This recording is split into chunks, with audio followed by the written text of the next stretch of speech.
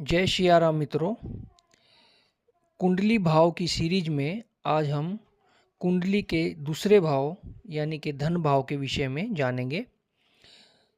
दूसरे भाव से जातक के किन चीज़ों का विचार किया जाता है? धन का जुड़ना, कुटुंब, परिवार, वाणी, जातक के प्रारंभिक ज्ञान व संस्कार, जातक की फूड हैबिट के बारे में दूसरे भाव से जाना जाता है। उदाहरण के तौर पर यदि सेकंड भाव में राहु है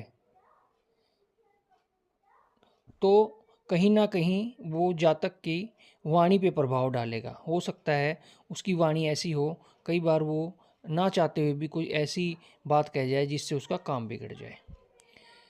फूड हैबिट में राहु की जो प्रभाव रहेगा वो मनचाहा खाना उसको चाहिए। हो सकता है कि वो चटपटे खाना खाना चाहे, चाइनीज़ खाने का ज़्यादा शौकीन हो, इस तरह के खाना खाना चाहेगा। और धन के जुड़ने में राहु का जैसे हो सकता है कि उसके पास मल्टीपोर्स सोर्सों से पैसा आ रहा हो, जुड़ रहा हो, और हो सकता है कि वो गलत तरीके से पैसा कमाता हो। तो इस प्रकार से कुंडली के सेकंड भाव का विश्लेषण किया जाता है। धन्यवाद। जय सियाराम मित्रों। कुंडली भाव की सीरीज में आज हम कुंडली के दूसरे भाव यानी कि धन भाव के विषय में जानेंगे। दूसरे भाव से जातक के किन चीज़ों का विचार किया जाता है? धन का जुड़ना, कुटुंब, परिवार, वाणी, जातक के प्रारंभिक ज्ञान व संस्कार, जातक की फूड हैबिट के बारे में दूसरे भाव से जाना जाता है।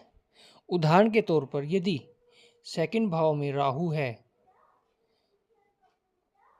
तो कहीं ना कहीं वो जातक की वाणी पे प्रभाव डालेगा। हो सकता है उसकी वाणी ऐसी हो, कई बार वो ना चाहते हुए भी कोई ऐसी बात कह जाए जिससे उसका काम बिगड़ जाए। फूड हैबिट में राहु की जो प्रभाव रहेगा वो मनचाहा खाना उसको चाहिए। हो सकता है कि वो चटपटे खाना खाना चाहे, चाइनीज़ खाने का ज़्यादा शौकीन हो, इस तरह के खाना खाना चाहेगा। और धन के जुड़ने में राहु का जैसे हो सकता है कि उसके पास मल्टीपोर्स सोर्सों से पैसा आ रहा हो, जुड़ रहा हो, और हो सकता है कि वो गलत तरीके से पैसा कमाता हो। तो इस प्रकार से कुंडली के सेकंड भाव का विश्लेषण किया जाता है। धन्यवाद।